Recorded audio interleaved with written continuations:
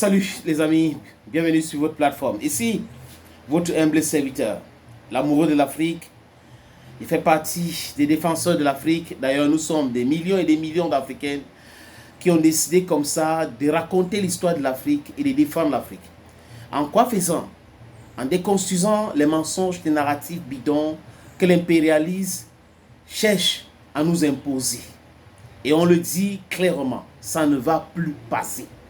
Parce que nous sommes là, on est très bien informés, on est très bien renseignés, on est très bien outillés.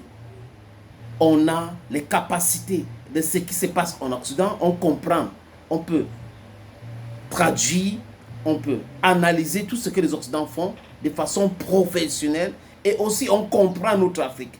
C'est ça notre plus-value. On est plus intelligent que ça. Mais seulement, certains d'entre nous sont manipulés, utilisés pour pouvoir maintenir l'Afrique in the subjugated state. And we are saying no to that. We're not going to condone with that. We're not going to accept that. Nada. Nine, les amis. L'Afrique d'aujourd'hui, c'est de l'intelligence, comme je viens de le dire. C'est de la compréhension. Et ce travail que nous faisons est en train de porter ses fruits. Certains qui étaient un peu naïfs ont commencé à se poser de bonnes questions et ont des réponses adéquates à ces questions qu'ils posent ou qui se posent. Et la réflexion qui s'impose nous aide à s'en sortir aujourd'hui. Le leadership en Afrique ou le leadership en Afrique anglophone du Talk French, c'est quelque chose de fondamental. Nous avons besoin d'Assimi Goïta. Nous avons besoin d'Ibrahim Traoré, d'Abdourahmane Tiani. Mais dans la société civile, dans la population, ils se recrutent dans les millions. Mais seulement la classe politique, les élites, c'est-à-dire qu'ils sont une honte pour le continent africain. Ils sont là pour les intérêts uniquement. Ils protègent les intérêts. On a des pays africains qui se comportent comme des colonisateurs, des pilleurs, au lieu de collaborer avec les pays frères pour dire, ok, on peut être un broker.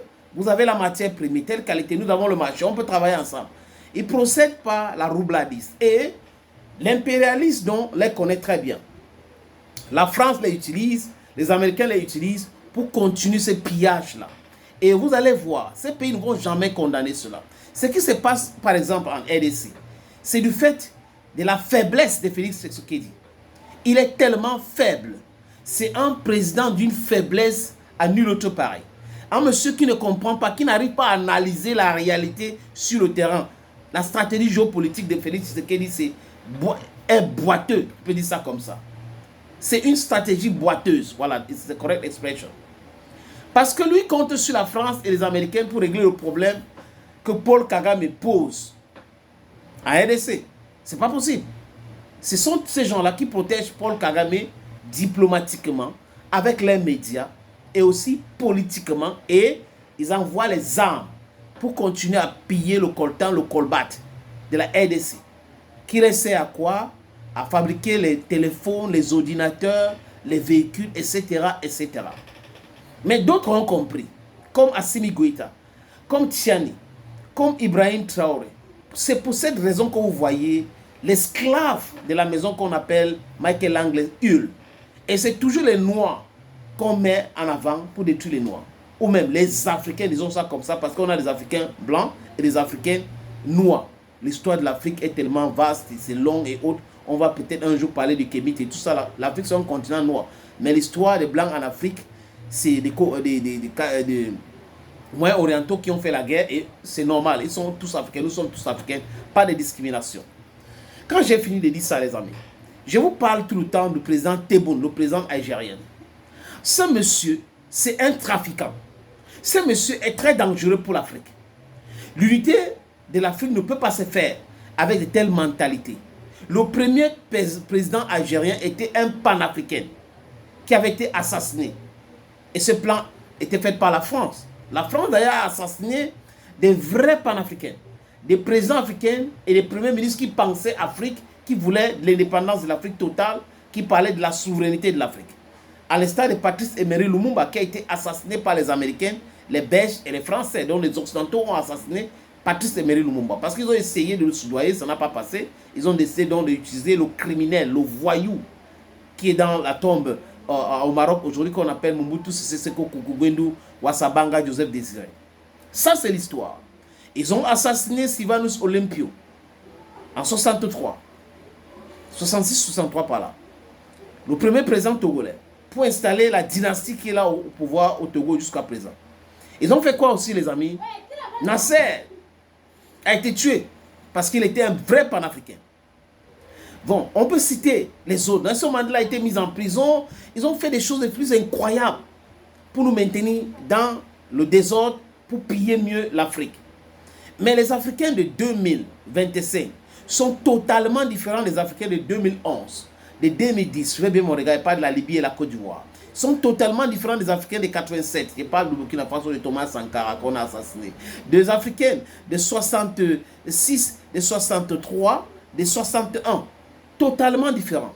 Ce que nous voulons aujourd'hui, c'est notre souveraineté. Et on ne va pas accepter qu'un pays africain, un pays frère comme l'Algérie, soit utilisé par l'impérialiste pour pouvoir maintenir cette pression sécuritaire sur le Mali. Pourquoi la France passe par l'Algérie? Pourquoi les Américains passent par l'Algérie aujourd'hui? Parce que le pillage de l'or qui s'est passé au nord du Mali, à Kidal, a été stoppé. Le pillage des matières premières. L'Algérie, j'ai dit l'État algérien, avec cette armée voyou, cette armée corrompue algérienne, avec la complicité de M. Tebboune, avait envoyé le matériel au nord du Mali pour piller l'or du Mali. Il faisait ça, c'est pour cette raison que la France avait demandé, ou l'armée française au Mali à l'époque avait demandé à l'armée malienne de ne pas traverser pour venir au nord. Parce que la France avec l'Algérie, c'est sucré là-bas. Et les Américains sont au courant. Les amis, quand l'armée malienne a récupéré Kidal, c'était un problème pour les Algériens. Ils avaient donc le matériel à Kidal. Et les gars voulaient récupérer tout ce matériel. C'est pour cette raison qu'on voyait qu'ils envoyaient les terreaux. Et pas que les terreaux. Je viens d'apprendre par mes sources au sein des femmes. Que quoi, les amis? Que les histoires de Tizo Etene là, c'est les militaires algériens, avec la complicité de la France et des Ukrainiens. Et même du côté des frontières avec la Mauritanie, ils ont envoyé les terreaux. L'Algérie, ils ont les camps de formation des terreaux avec l'armée algérienne. J'ai dit l'armée algérienne. Ils ont essayé de surprendre les femmes en se disant, ok, sur cette zone, la frontière entre la Mauritanie, désolé les amis, la Mauritanie et l'Algérie et le Mali, il n'y a pas assez de troupes. Il y avait apparemment 8 troupes à cette époque-là, là-bas.